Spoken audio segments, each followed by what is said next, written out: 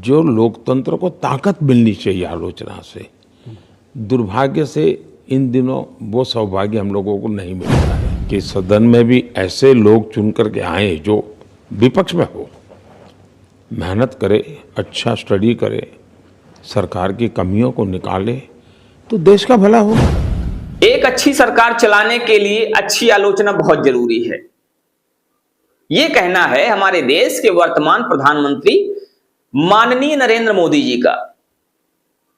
माननीय नरेंद्र मोदी जी ने यह बात हाल ही के एक पॉडकास्ट कहें या इंटरव्यू कहें, उसके दौरान कही है। उन्होंने कहा कि हम तो चाहते हैं कि अच्छे लोग, अच्छी आलोचना करने वाले लोग विपक्ष में भी चुन के आए और सदन में बैठें, क्योंकि अच्छी सरकार चलाने के लिए अच्छी आलोचना बहुत जरूरी है। लेकिन वर्तमान में मोदी जी की जिस तरह से आलोचना हो रही है और भारतीय जनता पार्टी के नेताओं की जिस तरह से आलोचना हो रही है, शायद उसके विषय में ना तो मोदी जी ने कभी सोचा होगा और ना ही अन्य नेताओं ने सोचा होगा। एक समय था जब मोदी जी को भगवान के रूप में लोगों ने स्थापित कर दिया। लोगों ने कहा कि मोदी तो भगवान है। लोगों ने मोदी के मंदिर तक बना दिए, लोगों ने पूजा करना भी शुरू कर दिया।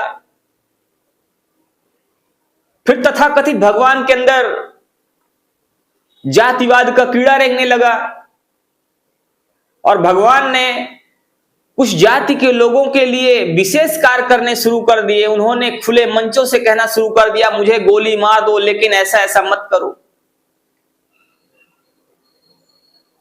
यूजीसी जैसा कानून ला दिया।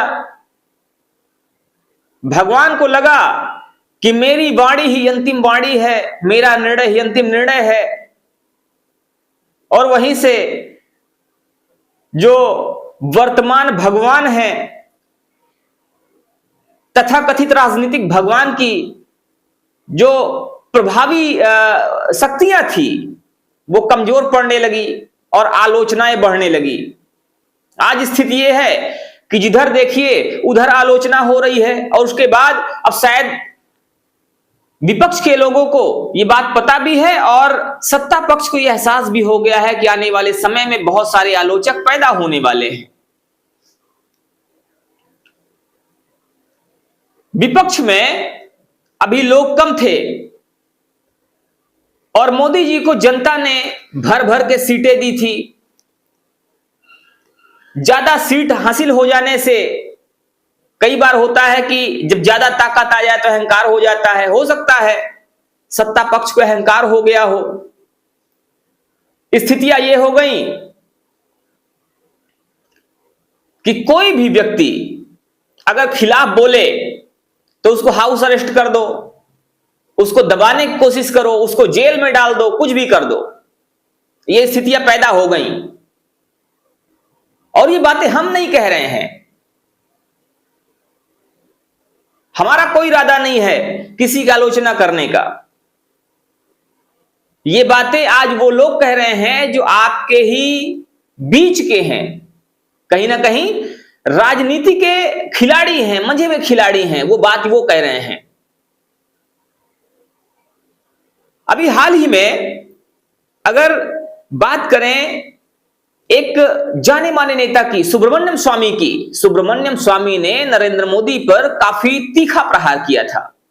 उन्होंने उनके चरित्र पर भी कई सारे सवाल खड़े किए थे।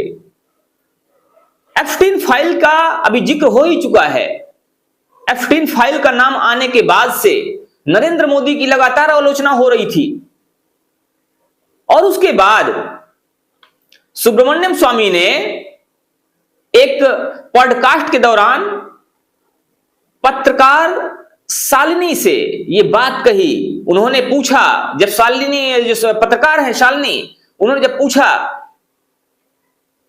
कि अगर बात अमित शाह जी के विषय में करें तो वो तो ठीक है, तो उस पर भी, इस प्रश्न पर भी सुब्रमण्यम स्वामी ने गंभीर प्रश्न चिन्ह खड़े किए। उन्होंने कहा वो तो गुंडा है। और इस बात को हमें पता है कि आप नहीं छापोगी, अगर आप छापोगी तो आपको जेल में डाल देंगे। अमित शाह जी ठीक काम कर रहे हैं, वो ठीक अमित है? शाह तो गुंडा है, मैं बता रहा हूँ। अब छापने तो मुझे कोई आपत्ति नहीं। मैं कह रहा हूँ कि अमित शाह एक गुंडा है, और जो उसने किया हरेन पांड्या की हत्या में, वो कभी ना कभी आएगा इस देश में, कटघरे में इनको खड़ा होना पड़ेगा, समझे? इसको तो आप छाप नहीं सकते हो। नहीं हम बिल्कुल छापेंगे सर। छापो, वो बंद कर देगा। नहीं मैं आपको लिंक भेजूंगी सर, और हम ये पूरा अनकट हम चलाने वाले हैं। अब यहां पर प्रश्न चिन्ह ये उठता है कि आखिर लोगों के अंदर, लोगों के दिलो दिमाग में ये बात कैसे घर कर चुकी है कि अगर कोई भी बीजेपी की या बीजेपी के नेताओं की आलोचना करेगा तो जेल में डाल दिया जाएगा। देश के सबसे बड़े लोकतंत्र में, मैं माफी चाहूंगा, विश्व के सबसे बड़े लोकतंत्र में अगर किसी व्यक्ति को बोलने का अधिकार नहीं है, किसी व्यक्ति की स्वतंत्रता इतना छीन ली गई है कि वो बोल नहीं सकता, सरकार की आलोचना नहीं कर सकता है, तो मैं समझता हूं कि देश के लिए इससे बुरा दौर कोई हो नहीं सकता। और इससे भी बुरी बात है कि अगर कोई व्यक्ति किसी नेता के खिलाफ, विशेष रूप से वर्तमान में जो सत्ता है, अगर उसके खिलाफ बोलने की कोशिश कर रहा है तो उस पर तरह तरह के आरोप लगा दिए जाते हैं। ऐसा मैं नहीं कह रहा, ऐसा जो वर्तमान में कई सारे नेता हैं उनका मानना है।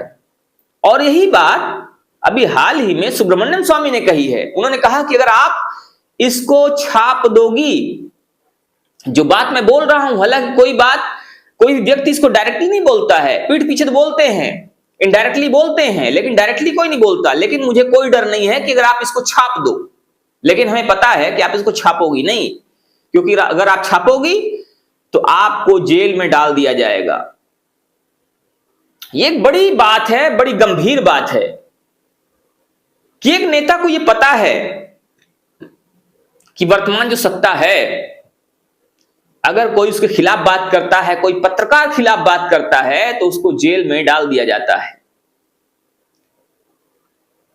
आखिर हम जिस लोकतंत्र की बात करते थे, जिस लोकतंत्र की बातें बहुत ज्यादा होती थी, बड़ी बड़ी बातें होती थी, और इंदिरा गांधी जी की बातें होती थी कि उन्होंने एक बार लोकतंत्र की हत्या कर दी, तो क्या अब वर्तमान समय में लोकतंत्र जिंदा है, या वो लोकतंत्र सिर्फ नाम मात्र का रह गया है, सिर्फ नेताओं की जुबान पर रह गया है, और वो लोकतंत्र अब सिर्फ लोगों को बताने के लिए रह गया है, जहां पर कोई व्यक्ति सरकार की आलोचना नहीं कर सकता, जहां पर सत्ता पक्ष की आलोचना का मतलब राष्ट्र की आलोचना माना जाता है, और ये चीख चीख के कहा जाता है कि ये व्यक्ति हमारी आलोचना कर रहा है, मतलब वो राष्ट्र की आलोचना कर रहा है, वो देश की आलोचना कर रहा है। भले ही डायरेक्टली ना कहा जाए, इनडायरेक्टली ही कहा जाए, लेकिन कई बार ये बातें कही जाती हैं। तो अब सोचने समझने वाली बात यह है कि क्या वास्तव में लोकतंत्र है या लोकतंत्र खत्म हो चुका है। और जो ये प्रश्न चिन्ह खड़े किए गए, सुब्रमण्यम स्वामी ने हार्दिक पांड्या की बात की, हार्दिक पांड्या की मौत पर उन्होंने सवाल खड़े किए। उन्होंने कहा कि उसको मारा किसने मरवाया? इन्होंने मरवाया। तो क्या सुब्रमण्यम स्वामी की बातें सही हैं? और सुब्रमण्यम स्वामी ने जो बात कही है, क्या उस पर विचार किया जाना चाहिए?